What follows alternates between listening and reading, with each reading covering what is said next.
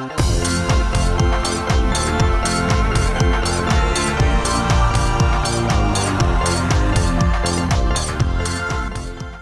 Soul Garden family, I'm Siddiqa, the Renegade Aromatherapist, and it is my pleasure to welcome you to Chapter 1 of Virgo.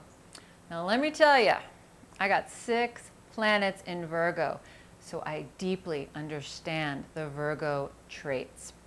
And one of the things that I have labeled both a curse and a gift from the Virgo-ness of my being is that attention to detail, that ability to be analytical and to criticize.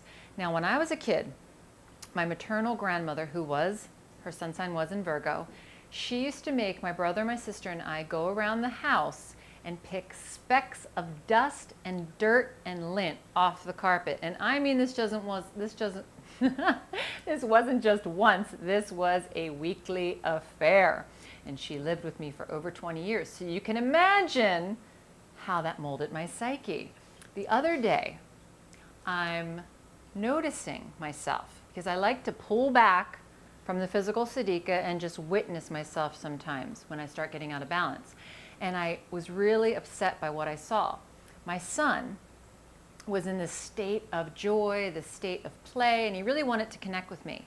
And instead of seizing the moment and the opportunity, I was going crazy, obsessing about the order and the neatness and the tidiness, well, the lack of, in my living situation. And I could not stop noticing everything that had to be done before I could be present with my son. And then I realized I do this all the time. I will avoid the present moment, which equals joy, which equals life, so I can clean up, so I can tidy. God forbid I go to bed without making sure the sink's neat and tidy. Well, come on, there's other things that are more important than getting the wash folded or finishing that last fork that's in the sink. So this ability for Virgos to really tip the scales into imbalance and be way over the top with attention to detail and orderness is something I want to address today. And the oil that so beautifully addresses this is cardamom green. Well, any of the cardamoms really. This particular cardamom seed comes from India, and it comes from a perennial plant that loves to grow 2,500 to 5,000 feet above sea level. She grows to about 15 feet high, and the oil is steam distilled from the little seeds which are in the cardamom pods. If you were to open up a cardamom pod, there's 20 to 30 fragrant, amazingly powerful seeds in each pod.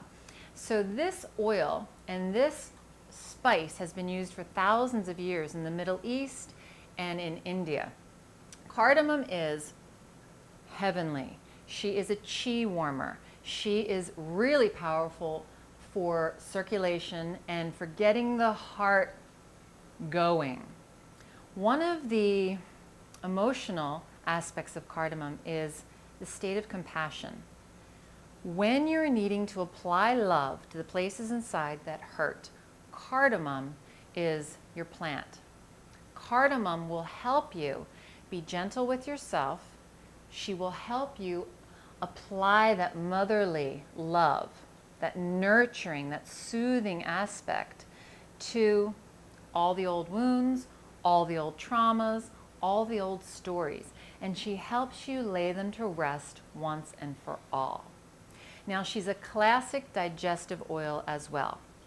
Great for heartburn, great for gas, great for intestinal parasites. I love to gargle with cardamom. Now, you can go out and spend a few dollars on the toxic chemical mouthwashes that they sell in drugstores and supermarkets that you swish around your mouth and spit out and then gag on the taste of it.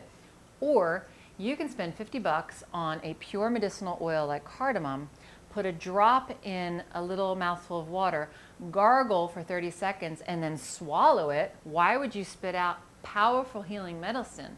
So you're going to gargle it, swallow it, and then let it have its healing journey into your digestive tract. I know which one I would choose. Also great for bad breath, classic halitosis oil. You can put 1 drop underneath your tongue sublingually and just let it do its thing. It's intense, but it's a good intense. Cardamom is also one of my favorite heart chakra oils. I use her a lot on my heart and on my belly at the same time. Cardamom, she's really a true ally. So you can depend on cardamom. Cardamom is consistent with who she is, and she will never let you down. Now, that's pretty important to me, because if I'm feeling off balance or if I'm feeling overburdened with life, cardamom will immediately shift me out of that. And she does it in a way where I just drop into compassion with myself. So one of the things that I really want to say in closing, take a breath with me and look into my eyes. The gift of cardamom is all about acceptance, self-acceptance.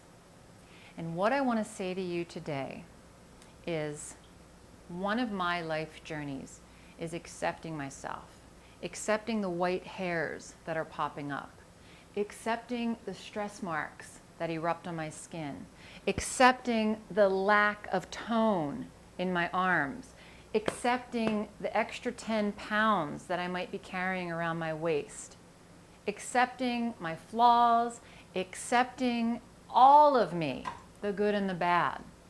And so it is my heart's desire for you to accept who you are, all of you.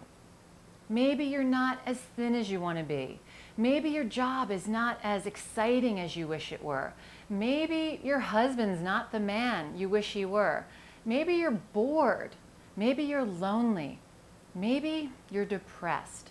Whoever you are, all that stuff makes up this amazing, complex being called you, called me. And my deepest, deepest desire is for me to accept who I am and for you to accept who you are. Let's be kinder with ourselves. Let's be more gentle with ourselves. Now is the time to apply the love to ourselves and then apply it outwards. So in closing, it's my pleasure and honor to be with you in cardamom today. Until next week, I love you. Have an aromatic day. So garden.